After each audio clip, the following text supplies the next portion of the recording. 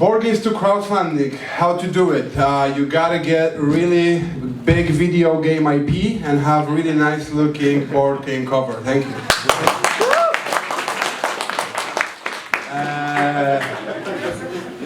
Basically yes, but moving past that, I know that this topic may seem a bit out of place now because we are all eager to go and play our unfinished, ugly-looking prototypes. I got my dose of prototype playtesting before this lecture, so I'm not so anxious maybe as you are. And actually the topics that I will talk about now will probably not affect what you will do here for the next 2 days, let's be honest. This topic may seem disconnected from what we are doing here, but I don't believe it is. I believe it affects all of us. And whether you are working for a publisher or you are a designer, crowdfunding and board games is something that you should think about. I think it's an imminent part of the industry. Now a couple of slides where I show you who I am. So, introduction. This is me. I've been a board game designer for almost 20 years. All of those great selling, well-known, epic design under my name. Miał, hał, kwa. Yes, Miał, Hał, and Kwa. One of the big ones. Besides that, I've also been doing YouTube stuff, and also that turned into having an online website where we not only with two of my business partners, we not only were selling regular games, but also board games that came to us after crowdfunding. And that was the first time where I actually was so close to it, seeing games that were crowdfunded coming to the store and seeing that and actually getting close to the industry. And now we are co-running, the three of us up there, Go On Board. So we started with this is Go On Board team, this is the company I am co-leading. You may recognize some of the people that are here. That work for me and have invited me to talk here. We started our publishing store with smaller games that we published on our own with the funds that we had. But once we moved into bigger projects like Valhalla and then Titans, we have actually built a website that was dedicated to crowdfunding board games. We did GameFound before GameFound, but only for Polish market, basically. This was a website in Poland dedicated to crowdfunding games. We also help other publishers to crowdfund their games on our website, over 20 projects. Both of our games, we went to Kickstarter with both of these designs, went to Kickstarter, both of them were successful. We also successfully founded Kickstarter, The Witcher Old World, and then we moved to GameFound with The Witcher Path of Destiny and Cyberpunk, the board game. So, we are going to talk about board games to crowdfunding. When they asked me to talk about crowdfunding, actually so many thoughts and topics came to mind that my first thought was that it's an impossibility to talk about that in 45, 60 minutes, hours, and the topic is very broad. And I think, as I said, whether you are a publisher or a designer, you should think on it. But actually, I was starting to break it down, and I think, we'll get into that in a second. And I have my thoughts and my notes here, I think, are quite broad. Forgive me if I am chaotic at times, but I would much rather answer your questions than give my full talk. I only had lecture once on Designer Camp years ago. It was stopped midway with way more interesting discussion than what I had planned. So if you have any questions, raise your hand. I'll also try to put some spaces where you may ask. And at the end, approach me. I've already talked to some of you before, and I'll be here after. So if you have any specific questions, then yeah. So crowdfunding board games. Here are some titles that first went through crowdfunding and now are really well-known and well-regarded games. And these are our games. And I think that everybody whether you are a publisher or designer should think about that. And I have divided the people that should, interest groups into 5. Actually, we could even break it down even further. And I'll try to address all of them. I have 3 thoughts for each group. For the designers that are thinking to become their own publishers, for designers that are going to a publisher that may crowdfund their game, for designers that already have their game being crowdfunded, and for publishers who are about to start crowdfunding. And at the end, I also have some thoughts from our latest campaign, that some lessons that we have learned that I'm able to share. So this is the general outline of what we're going to talk about. So, designers who wants to crowdfund, publish their game on their own. So actually, when you're at that stage, when you're thinking about that, and probably many of you have thought about it, there are some people here that actually did that successfully. So when you want to do it, you will not only be a designer, you will become the publisher. So you will be responsible for developing, marketing, selling, producing, delivering the game. So in some ways, this is what we did, or what I did. And there are probably lots of questions that you may have. So some person today asked me, give me this one good advice, the golden advice that I can take and be successful. I don't know if I have that, but you're asking yourself many questions, probably if you're thinking on publishing your own game. But I think the first question you should ask yourself is, are you sure? Do you really want to do it? Maybe find a different way to approach it. And of course, I don't want to discourage anybody here too much.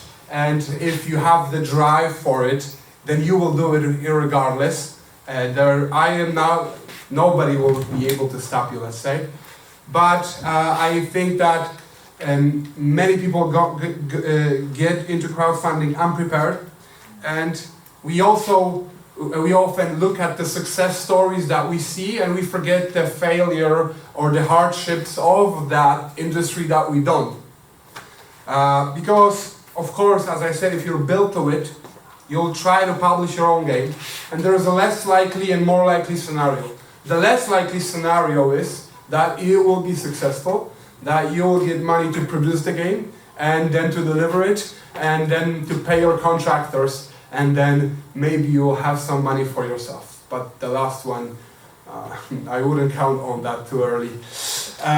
Even though all of our 5 projects are successful, and obviously I'm not going to reveal the details, but there are financially way better things that we could have been doing than creating our projects up until we really got big. So really think on it. There is a less likely scenario and a more likely scenario that it will fail, but it still can be a great adventure, and it can be something fun that you invest your time and money into, but look at it with a right perspective. And 3 thoughts if you are thinking about doing that, if you're thinking about crowdfunding your own game.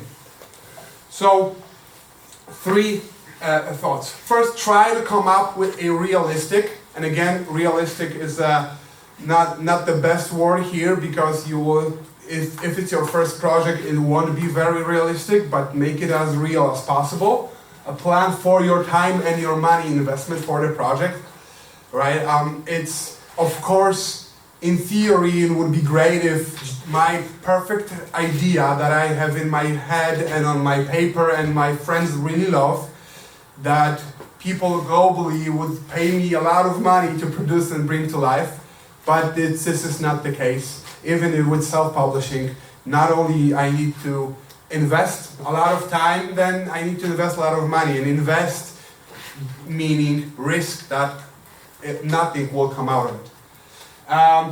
Second thing, and that's actually for people who are actively thinking about going into crowdfunding, but I would say it's a broad thing for all the designers that are here. Try to find a way to build a community. And For me, it happened naturally because I was doing that before we went into crowdfunding. So we had a way to reach people either through my YouTube channel and other media, and yet there were many steps to be taken to learn how to reach the community. But find a way that's natural for you. Sometimes you can tell where people, because they know that they need to build an audience for a product that they want to sell, they are forcing themselves to go into hey, fellow board gamers, do you want to buy my game? So find something that's natural for you, that makes sense for you, even if you're not actively thinking about building a community to sell a game to. So write a blog, post pictures, go into heavy discussions on BGG, see what works for you and what doesn't work for you. And the third one, find a person who can help you. This is something that I like, and I don't want to overpromise here. I am here today, so I can help today if you have questions. But this is one of the biggest things that I love about the board game community, and it sometimes may seem as just an empty phrase, but it's not an empty phrase. That people here are very much open to helping one another with no real possibility of getting anything back. Even before I started my first game design like 15 years ago, there were designers in Poland that I look up to, so I would write to them and ask them. And luckily they had time, and I was just, probably not too many people did that, but and the same went for, in our case, the same went for going to crowdfunding. We had publishers that we were working closely with on other topics, so we would ask them openly. But also, if you cannot find a mentor near you who did that before you, one of our biggest mentors, when we were starting with our crowdfunding campaigns with Valhalla, was actually Jamie Stegmeyer's blog. So, you may like him or not, you may like his games or not, but he has written a lot on the topic, he has shared a lot. Of course, he's not the only one, and he's out of crowdfunding, but still, there is a video, that interview that he did a year ago, that if you're thinking about going to self-publishing or crowdfunding, I would definitely recommend. So there are ways to supplement the lack of immediate mentorship, but you should think of finding people who can be of help. And one more other important thing for designers, and I'm taking too long on this one. One more thing for designers who are thinking about crowdfunding the game on their own. Remember that it's not only I love board games, but it's also I love board game project management and board game industry business. So have people, just like with playtesting, we need honest playtesters who will tell us, yeah, this game is actually good. I'm not just saying that because I like you. The same one would go for crowdfunding projects. Yeah, that project made sense on crowdfunding, or yeah, you would be a good business person, or no, I don't see it. So find honest people around you that will help you. So the wrong way and the right way. And this is just a phrase. It's not like I have all the answers, but this is how I would phrase it. So going unprepared would be the wrong way. Finding creators with similar experiences and talking with honest people around. And one more thing I forgot to say. Majority of the stuff here, it's very, very obvious. I don't have like a secret formula. So apologies in advance. So it's just like some obvious thoughts from a guy about crowdfunding on Thursday. So the second group I was thinking of are designers who are going to publish that with crowdfund their game. And if you are designing a game right now, not for one particular publisher that you already know that what will do with the project, if you are going to go out to the market with your board game, you will probably find yourself deciding whether to go to the one that's going into crowdfunding or the one that's not going there. Of course, it's not like we can always pick and choose, right? It's not, okay, maybe you can. For me, it wasn't ever like that. It was like, yes, they want my game. Somebody wants to publish it. Oh. But of course you can think of going to the crowdfunding publisher first or last. And it's not always the same, but I have just 3 thoughts about publishers who are going to crowdfunding. Things that designers should consider, but also the publisher should consider, thinking of the differences between the regular projects and the crowdfunding ones. Longer online exposure, all of those are kind of mixed bags, so positive and negative in all of them. So longer online exposure, I used an example recent from my games. This is a game I have co-designed with Woźniak, who is here. And this is the game that I designed, that was developed and then will be published through our company. So I'm putting those together, not to show you that, yeah, the Witcher game had more online exposure, duh. I'm not saying that. But this project, both of the games were ready, like prototype version were ready in 2022. And in 2023, so a year and a half later, I had a physical copy of that, and I had an online campaign of that one. And then next year in 2025, I will have a physical copy of that. So you need to be patient with crowdfunding projects, but also the positive thing is that there is a bigger, longer online exposure. And of course, the traditional publishers who are good at marketing will really make sure that the game really jumps at you when the premiere is there. But this project had one moment like that. This one, because it was successful, it had a moment, and it will have another moment next year. So that's the first thing you need to consider. You gotta be patient, but there's a bigger chance that more people will know it. The second thing with going to crowdfunding publishers is that your project will get a public verdict. So, of course, in one way or another, all games are publicly appraised, right? You go to the BGG and you see that your game gets this mark, or you know that so and so many copies are sold. But this one is very much out there, very public and very neat. There's this public verdict on the project, whether it was successful or not, or how successful was it. And obviously it's on the publisher to make it as big a success as possible, but your name is attached to it in one way or another. And there are examples in our industry where the failure or actually success and not delivering the product later really stuck onto the designers.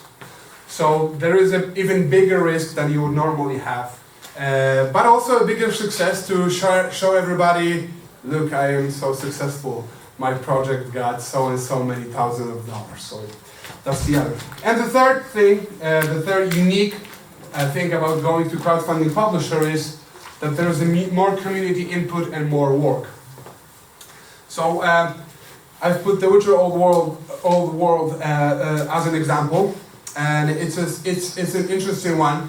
It's a game that I have heard quite a few times that it was probably so easy to make the campaign and stuff because you took an existing game, cut out some stuff, and then put it as stretch goals, and boom, you have it here.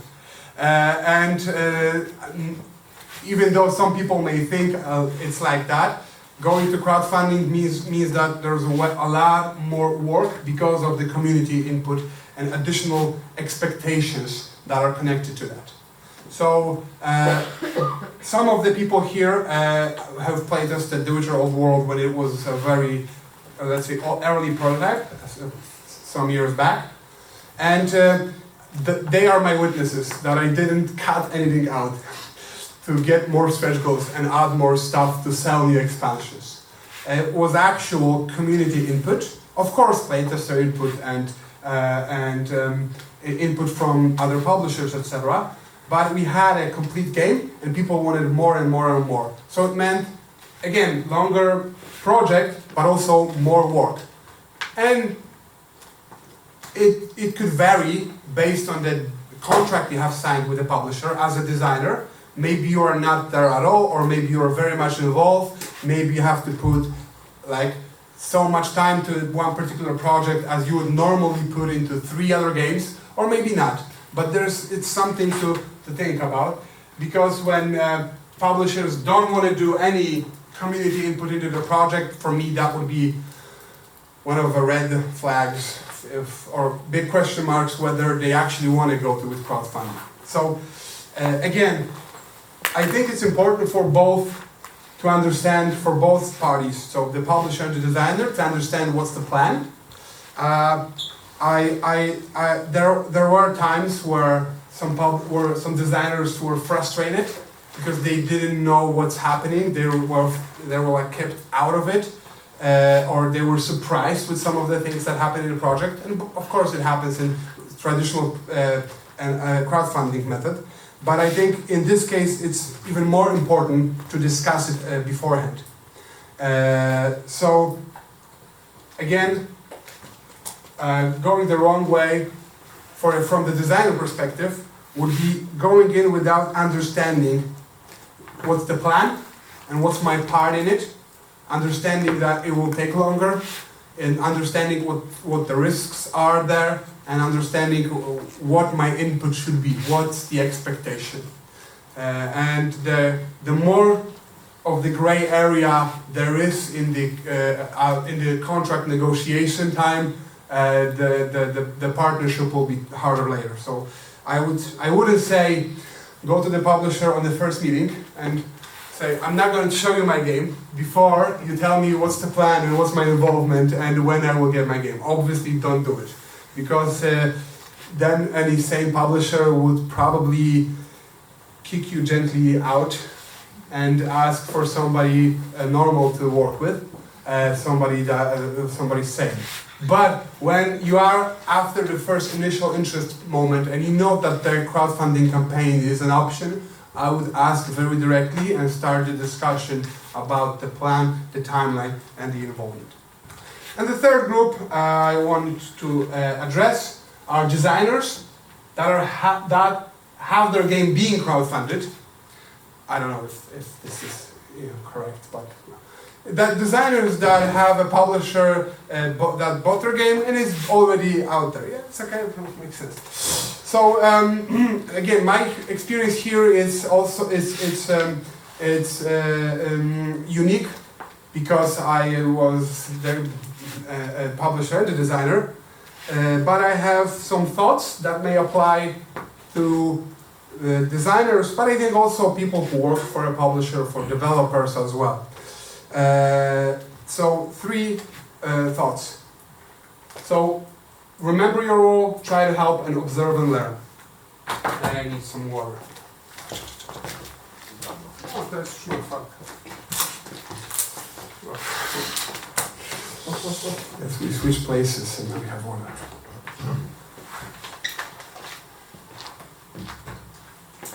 So yeah, just quick, obvious thoughts again. Sometimes the designer would diminish their role, but more often than that, we would actually maybe forget that we are just part of the process. We are not the process. And that goes for anybody in the creative process of developing board games, but with crowdfunding, especially with the project that's out there publicly for everybody to see. I think for people, it is important to see that who made that thing possible, right? I often would see a video made by a publisher from Poland or from not English-speaking company, and the designers there, and they are explaining something in English, and it sounds really Russian English, and then you feel like I feel awkward watching it. But then I scroll down to the comments, and people say it's so great. Not always, but most of them, they say it's great to see people who actually did the game that I am funding right now. So it is the language barrier. Sometimes is a barrier for us.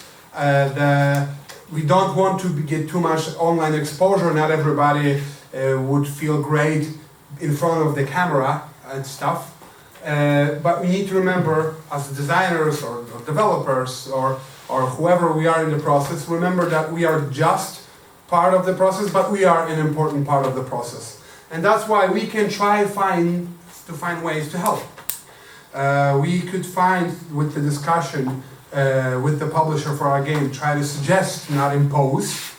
And also, I would advise everyone to take a look at the existing campaigns already ongoing now or past ones, and find good examples that you think would work for you, right? And the ones that wouldn't work.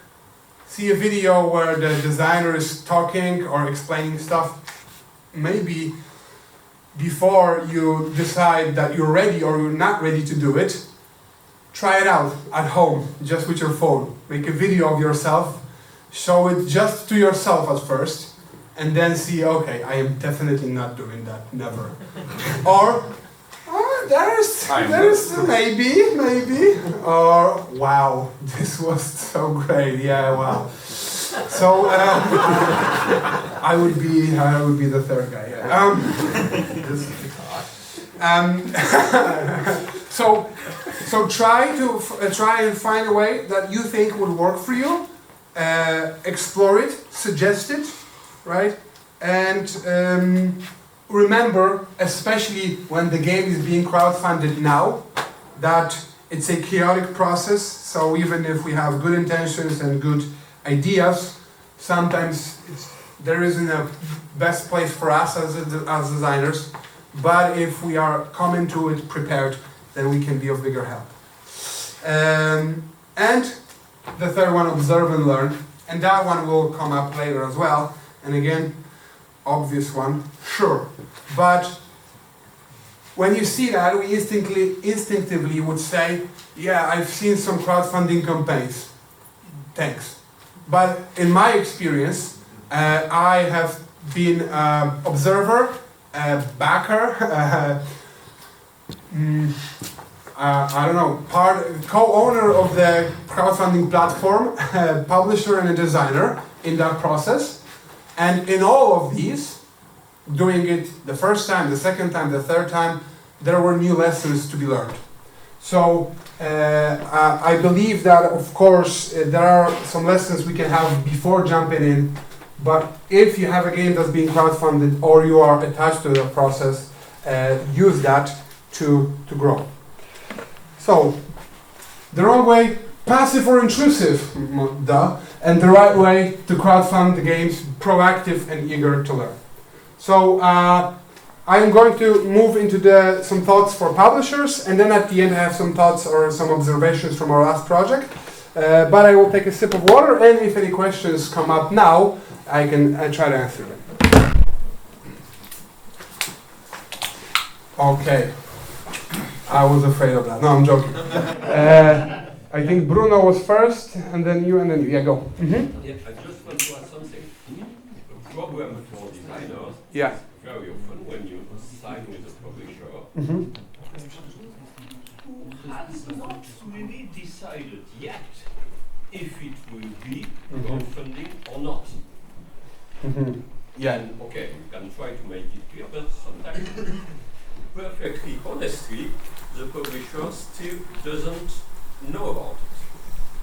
Yeah. Actually, it's my hidden slide. Sometimes you have in the contract different conditions if the game is crowdfunded, if it's sold in the classical way. Yes. So if it's crowdfunding, we have more work. So actually, we could divide the groups into even more categories. Designers that already signed with the publisher that may or may not go into crowdfunding. I have that slide and I have 3 thoughts. So, no, I don't. And as you see, I have not. So, yes, obviously, there are very many different weird scenarios.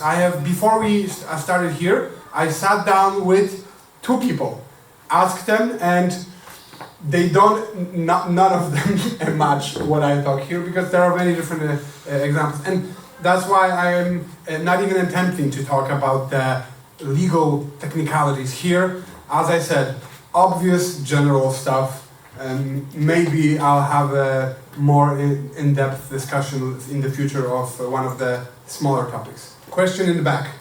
Hi. Hi. Aga? Hi, Aga. Designer. Hi, Aga.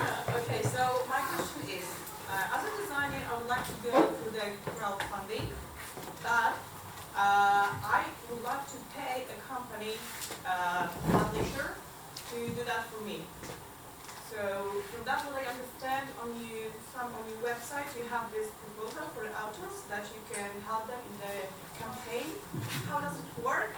Or can I just pay for that and just to get all service, for example, from the publisher or from any kind of that company, and I don't have to worry about anything then. Everything is on their side. Okay, so Aga would like to hire a publisher to publish the game for her, but she would like to still be the owner and then reap the benefits but also take the risk of paying it. Then. Yeah, well, we can share, you know. Okay, yeah. So, good question. I think that in our experience, what we did with Zagram Store, with our website, we actually once we were running our service for crowdfunding, there was another one that was being used by other publishers in Poland, and we would charge much more than them, more than twice, I think. I don't remember how much. It's a different thing that what you were talking about, right? But we would give more and charge more for the project, and there are ways that you can try to establish a partnership with a publisher and say that you want to be a co-publisher as a designer, let's say, because that's what you're basically asking for. You want to be responsible for part of the project. You want to be responsible for part of the financial investment, right? And they will take on the other part of the deal.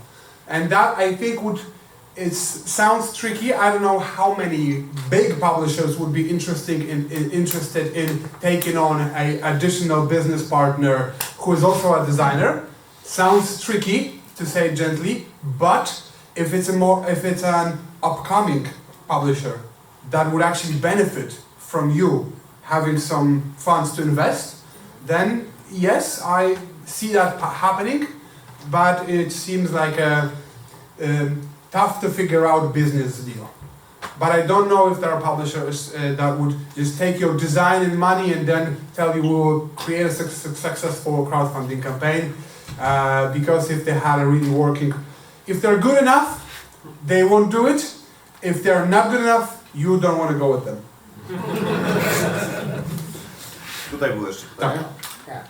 Hi, I have a question about the crowdfunding goal, like the amount of money that is arbitrarily set. Yes. That the crowdfunding campaign needs to raise. Like, how is that set? I heard somewhere that it's not really the amount of money that is fully needed to publish a game. So you get all the media coverage that, oh yeah, this indie game dev raised all the money they needed in 24 hours or something. Like, how is that set? Okay, very good question. So, how do the publishers decide what's the funding amount? Yeah. What's the goal? So we have this secret formula between publishers, and I cannot disclose it. Okay. No, I'm joking. So of course there is no secret formula or one method. There are campaigns that take let's say push it to the limit. I think reprint of Claustrophobia was one that it was very small. It was like $1 or just the amount of one of the games, and they were like funded. One game was sold and they were funded. I will look it up later. And there are campaigns that have a big funding goal, and that may seem scary from the outside, but this seem close to what I actually want to have. So right now, I can tell you how we approach it.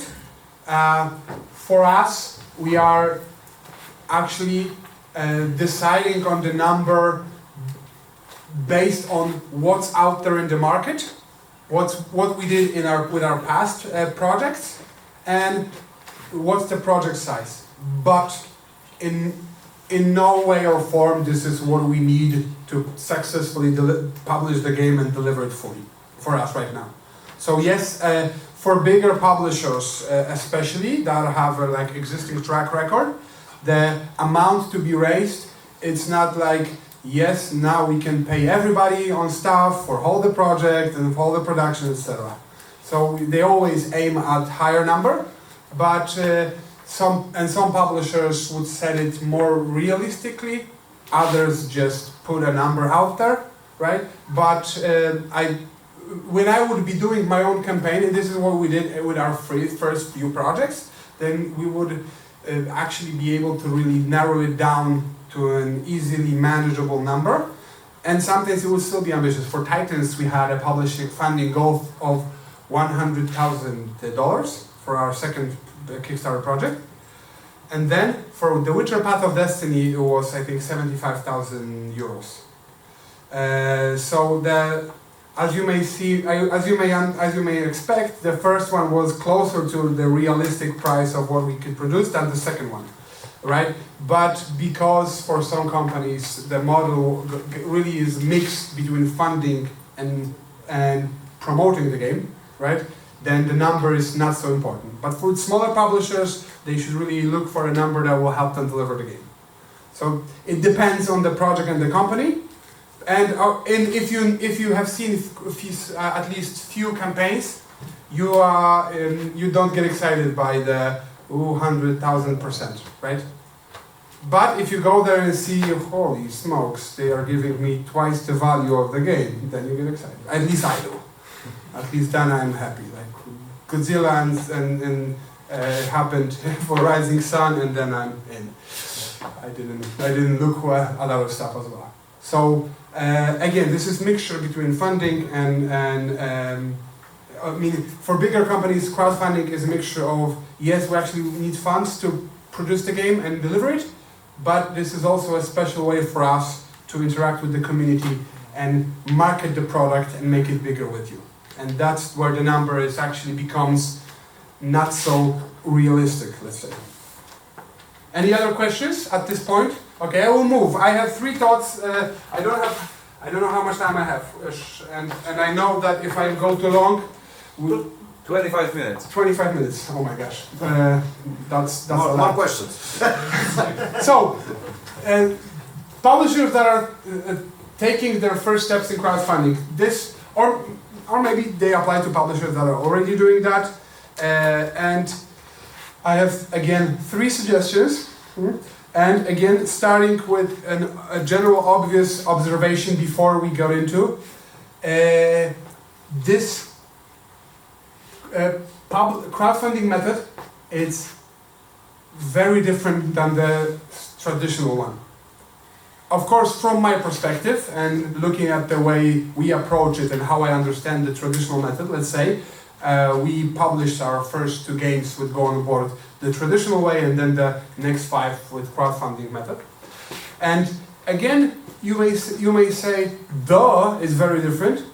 Oh, okay, I agree, but in practice, I have seen quite a few publishers that go into it ignoring the existing knowledge there is. Sometimes going into it like purposely ignoring the campaigns that are out there and lessons that could be learned. So it is the biggest thing to understand that this is, yes, we are both publishing games, and yes, we are both bringing the games to the market, but it's very different in terms of the plan, in terms of the scale and the approach to the whole project design. And that's why it's not uncommon to see a big, strong publisher who is good in the traditional straight-to-retail publishing go to crowdfunding and fail, right? But also it goes the other way around, where we see crowdfunding publishers go to traditional way and let's say underperform. Why do I say underperform? Because we don't have this big project was cancelled sign out there, but we can sometimes know it and see it. So the first one, all three are here. Okay, so first, learn and become a backer. So again, learn, it's a different way. As I already mentioned, Jamie Stegmaier posts, but also there are people who are doing the thinking for you. There are people that are doing what I would call crowdfunding critique, where they take a look at the ongoing crowdfunding campaign page, they go through it on their video and they analyze it. And of course they are sharing their own perspective, but if you watch enough videos from enough people, you'll begin to understand what the backer is looking at and what do they actually want, and when the things made them excited and when the things made them go like, or maybe just click away and boom, we just lost it. And also, become a backer. Again, kind of obvious one, and again, people don't do it. Don't artificially become a backer. When we were back on Kickstarter, people used to do it because it looked better on your account. When you would go as a publisher, then you see for a publisher account 1 created, 10 backed, and then it would look like yes, they're real crowdfunding guys. And I know that you could go and give $1 to 10 different campaigns, and you seem like you have funded all of those projects, right? So don't artificially do it for real. Find a project that is exciting for you, and become a backer. Actually pay money, and this is not me marketing our campaigns, just so you know. Go to any campaign that excites you, and become a real backer, and be in the shoes of the people that are giving the money, and they want some experience in return. And observe the community around, observe other people, observe how the publisher is communicating. Many publishers are communicating quite openly, and then you can learn as you go. And don't do it once. In our team, we have, as I already mentioned, 5 campaigns that we have successfully funded. And in the different discussions that we have, different people constantly bring up campaigns from outside of our company that they funded, that they backed, and that were funded, and they had a good experience with that. Guys from my work know it, that when I'm about to give an example from crowdfunding, it will be what? Marvel United! It will be Marvel United, yeah. So this is not my favorite game, this is not the best campaign I have backed, but I have so many emotional memories there that I draw from them. Not only this one, I already mentioned Godzilla from Rising Sun, right? Yeah, I began to dislike this game in the meantime, but I still want to own the copy, and I got into the backing just because of this one miniature.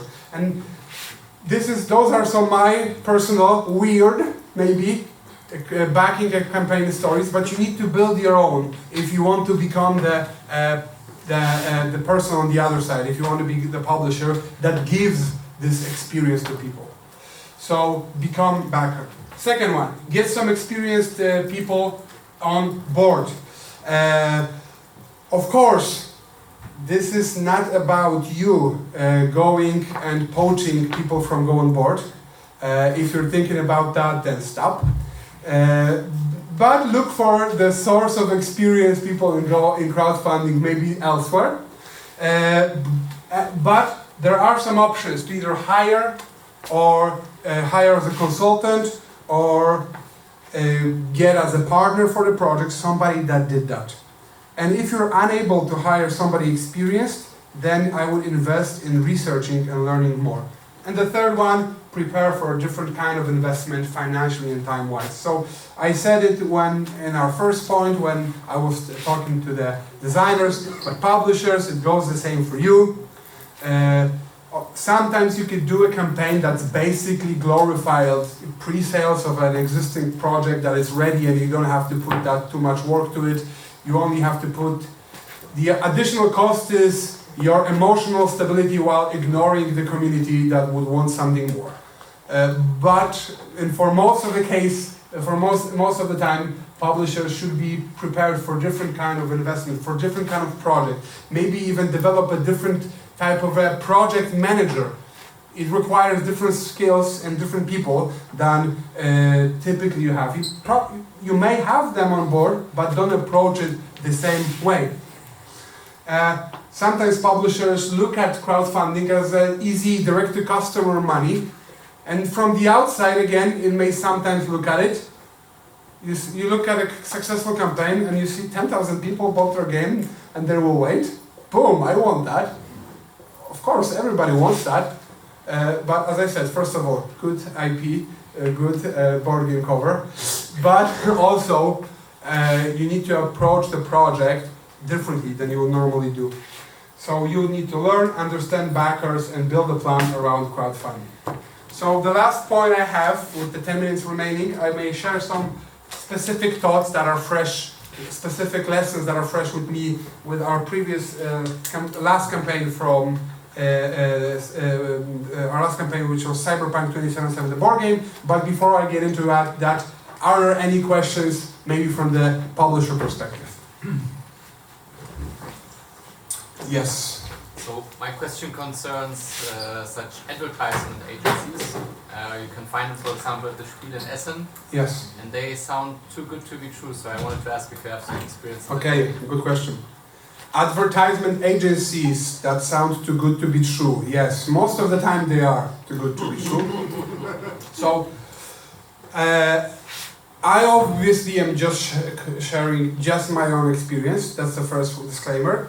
Second, I don't have too much of it, and of that experience with those agencies. And my third thing would be, I actually kind of did that with our own platform, because on Zagram Store platform, we were not only a platform, and we would not only support technical stuff, but it would also add on like the marketing value to it, right? So I actually did that. So I'm in a pickle. No, to be honest,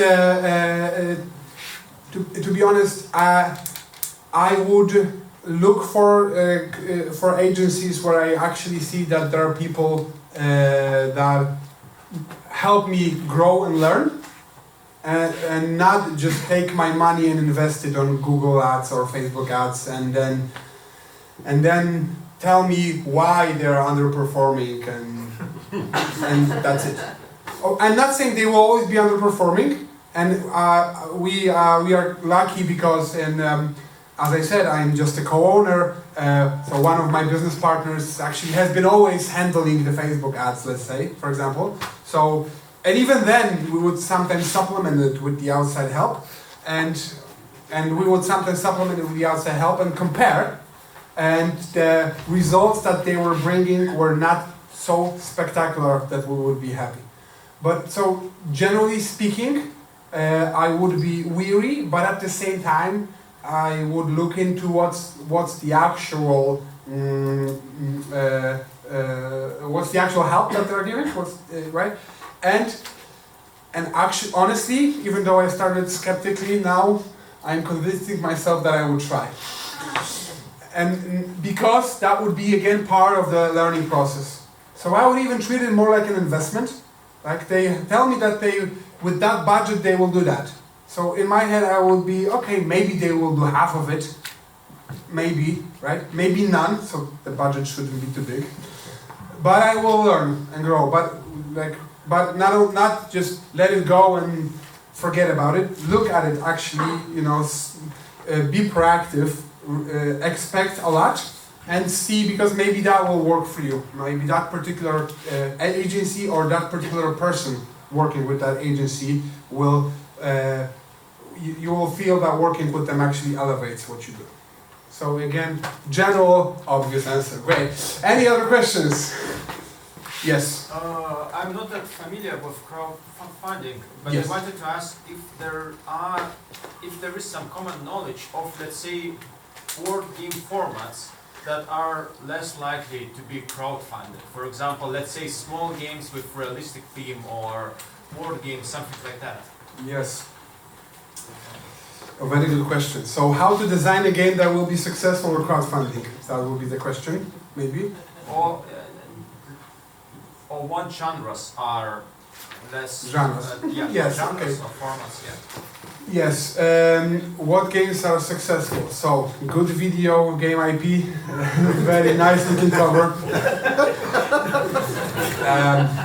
So there is a. So I would say generally, I don't think that there's a rule, because there are projects that we as a company lean into more now, but there are some people a couple of rows behind you that were very successful with small contained print and play projects that I would never figure out would do so well. I think there are actually 3 rows behind you. I'm not sure. So there are different. There isn't one particular rule for a genre of a game. That being said, it's good to start with a smaller project. If I would be my own publisher, I would start smaller. At the same time, international shipping, it's something that hinders the smaller project, because if a backer has to pay $25 for shipping, then the game might as well be $200 or $100. If it's 25 and then 25 shipping, then the amount of extra stuff that they get, or the feeling of supporting your amazing project and you as a creator, it becomes hard for them to swallow. So that's also smaller print and play games where the shipping is the cost of an email. I don't know how much they are now, but that's maybe easier to deliver that. And so that would be the size, genre. Exploding Kittens did really well. So even though my gut says deep immersive adventures, I mean it is a deep immersive adventure to have some kittens explode. But generally, people lean into games that promise bigger story or bigger experience. And if I would be designing a game, and we talked about it with someone before this lecture, I would try to design a game that is easily, to use a broad term, easily expandable. I took that idea from Ignacy Trzewiczek, kind of. He had in 51st State, the card game. I think it happened in one of the versions of the game at some point. You had a main deck and you had an additional deck. And I looked at it, great, I will double that in the card game I'm designing. And that's why in Valhalla we had a main deck and like dwarves, elves, like we could add there a lot of stuff and the project was still contained because of that one thing that was in the core of the design. So I would maybe look for things like that. I have 5 minutes left. So yes, rush through these. I have some thoughts things that I have learned from our own project, but I don't want to rush through this. So if you have any questions, I would gladly answer them. Any other questions? Yes, another question. So do you think the crowdfunding is seasonal? Because when you talk to Kickstarter people, they say that they only see the dip around New Year, and then it's pretty constant all around. But for example, the fall seems to be pretty busy for crowdfunding. What do you think? What's the good time of the year to go to crowdfunding? Yeah, sure. And is there are there different parts of the year suitable for different kinds of games? Oh wow. Okay.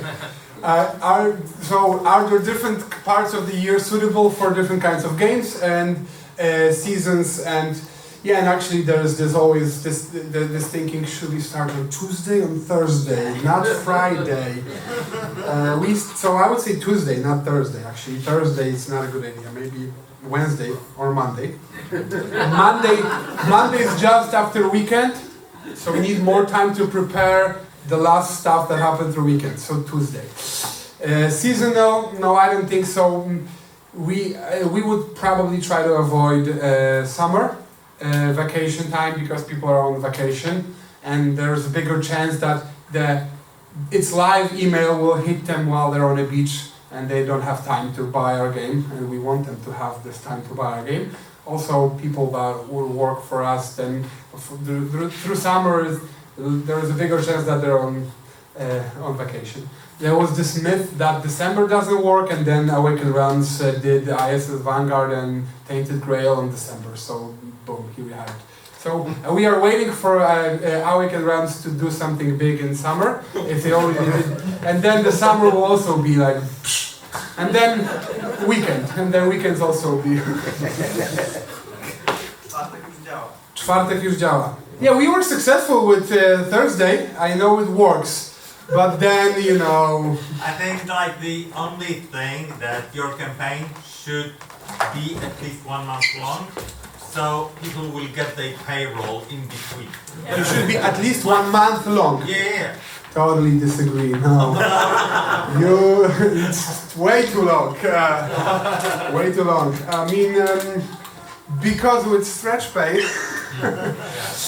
Yes. Any other questions? Okay, I have how much time? I have 2 minutes. Maybe more. Maybe more. But still reserve some time for questions. Okay, if you don't have any questions, I don't know. I will share just few thoughts and land where I land. So we did that campaign 2 months ago for Cyberpunk, the board game. It gathered almost 7 million euros. Now it's in late pledge. It's very good game, so go and get. So so indeed, there are things that were quite challenging with that project, and actually our ambitions were very high. Yet we were very happy with what happened. But along the way, we learned some new things. So it was our 5th campaign. And even though you may think that we have it figured out, no, we learn, and we will learn with every other project we go to. So, there was unusual core game mechanics there in that game. It's a game with an app and a timed action phase. So people don't like time and they don't like apps in games. So we did both of them. And it's not like in math where minus and minus. So that was a challenge, and so our lesson here is not to go always the very safest way possible. At least this is not my lesson. That would be not exciting enough. But my lesson here is to actually make sure. And it seems easy, but it's not so easy. Make sure that we know how to explain or pitch the project early on, and actually maybe even have a focus group. That would be my lesson. And it's even, again, this is also an interesting thing. When Michał was talking about this cup, it hit me that we were playing my prototype before this with one guy. I played my prototype before the lecture, and I haven't taught that game and talked about that prototype for a few months, and I did a really bad job of explaining the game and getting into it. And even though I have made like hundreds of videos on YouTube and explaining the games to people, etc. So even though it sometimes seem that it's natural thing, the lesson is you always have to make sure that you really you know how to explain or pitch the project well. 2 more minutes, okay. The second thing that we stumbled upon, that the project that has unusual core mechanics, additionally, it's challenging to show, and obviously you cannot say, the game is good, the playtesters say it's good, because they did, or the reviewers say it's good, because they did, because people say, we want the gameplay video, and then we make a gameplay video and they say, it's very chaotic, and we say, we know, but it's good, it's fun. So, the lesson for us here, and it's a lesson that we will continue on getting, is that you have to find ways to adjust the product presentation to the project itself. Actually, we found that along the way, that we made a video gameplay with added-on commentary. And that was one of the things that seemed to resonate with people, where from the outside it sounds awkward. Okay, they are playing the game and they are commenting on the game that they're playing. So it sounds like to making things that are long even longer, but it helped people. I actually made a solo video gameplay for the game where I would play, literally pause the time and pause myself, put down the stuff and explain stuff to people that's happening. And those things seem to work way better than just throwing a video and trust us, we are having fun. And is the final method we found perfect? No. But could have we found it, grammar, earlier? Yes, we could have, but we didn't. So we learned. Third thing, maybe the last that I have time for, there were other cyberpunk board games. Again, we knew that they exist, but only after we started to present ours, it appeared to us that the different cover and the different name and the different publisher at the different time, it's not enough. Still people ask, is this game with the name the board game, is it the same as this other game? No, it's a different thing. Just look at it, it's different. See, people we launched our late pledge yesterday, and people are asking, where are the Gangs of Night City, for example? Because yellow. Because yellow. And of course, it's not only because yellow, but we do like yellow. And there were gangs from Simon, and there was this miniature game from other publisher. So that was again a challenge, and the lesson here, and for us it was very direct because it was an IP. But it could happen for you if you make a project that's dark medieval fantasy with undead dragons, and there's another dark medieval fantasy with undead dragons, and obviously only one. Yeah, at the same time.